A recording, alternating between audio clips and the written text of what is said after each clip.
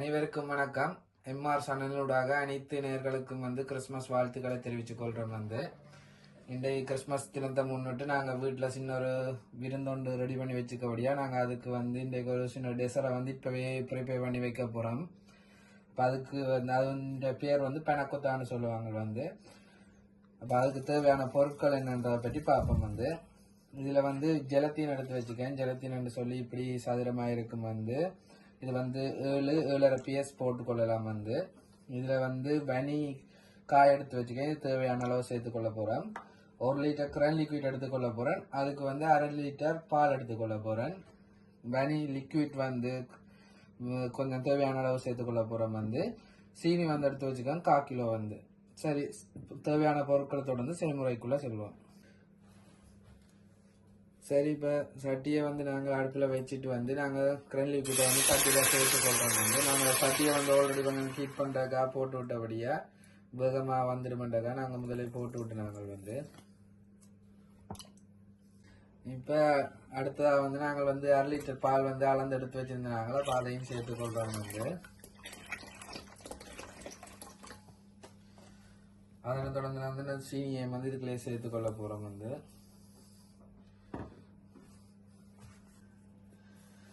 இதை நாங்கள் நன்றாக கலக்கி கொள்வோம். கொஞ்சம் கவனமாக இருக்கணும். அடுப்பை குறைஞ்ச அளவில் விட்டுக்கொள்ளணும். பால் டக்கண்டு பொங்கி வழிஞ்சிடும்.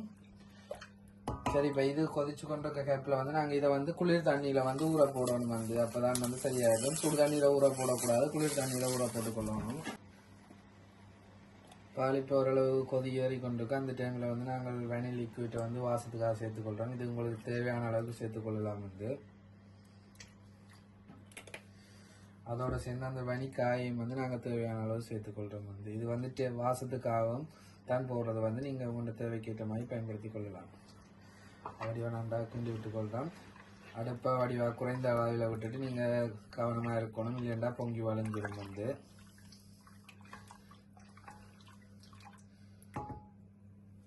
அதே நேரம் இங்கே ஜெலத்தீனை நாங்கள் குளிர் தண்ணியில் போட்டு ஊற விட்டுருக்கோம். அது நல்லா ஊறி வந்திருக்கு. இது கொதிச்சோன்னே நாங்கள் இதுக்குள்ள சேர்த்துக்கொள்ள போகிறோம். இப்போ பால் நல்லா கொதிச்சு வந்துட்டு நல்லா கொதி எலும்ப கொஞ்சம் கொதி எலும்ப விட்டுட்டு இப்போ நாங்கள் அடுப்பை கொஞ்சம் குறைச்சி கொள்ளணும். பால் டக்கண்டு பொங்கி வளைஞ்சிடும். அதில் கொஞ்சம் குறைச்சிட்டு இப்போ நாங்கள் ரெடி பண்ணி வச்சிருந்த ஜெலத்தீனை இதுக்குள்ள சேர்த்துக்கொள்ள போகிறோம். ஈரத்தில் போட்டபடியே ஈரம் கொஞ்சம் குறையிறக்காக நாங்கள் பேப்பரை பாவிச்சு கொள்கிறோம். இப்போ ஜெலத்தீனை இதுக்குள்ள நாங்கள் சேர்த்துக்கொள்கிறோம். வடிவாக நாங்கள் அளவான சூடில் வச்சு நன்றாக கிளறி விட்டுக்கொள்வோம்.